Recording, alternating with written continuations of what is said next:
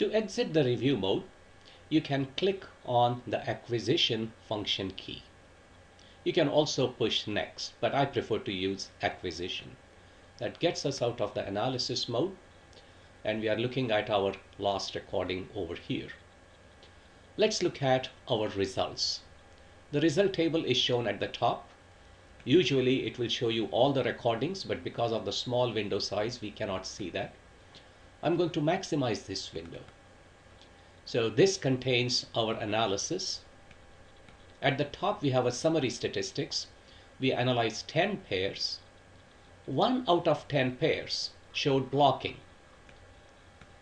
Here is the 7.1 that had blocking. So 1 out of 10 showed blocking, which makes it into 10%.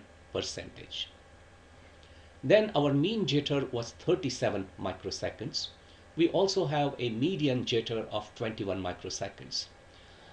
If you get one very high jitter value, such as 189, it can significantly affect the mean value. The median is not affected as much, and therefore we often like to see the median jitter value when we get just 1 or 2 very high jitter values.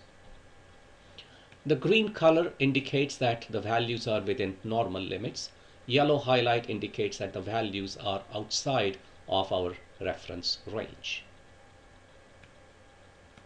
I'm going to double click. Let's look at the result graph. On the x-axis, we have the jitter value in microseconds. The dotted vertical line is our normal limit for individual jitter measurement. The green symbols indicate normal jitter. So this is like a histogram. In this case, we had one recording with blocking. So that is shown with a red circle. We did not have any instance of increased jitter without blocking. So we do not see the increased jitter symbol in this graph. So this is a very nice summary of our data. I am finished with my jitter analysis. I can exit the test by clicking on the F2 function key, which says exit test.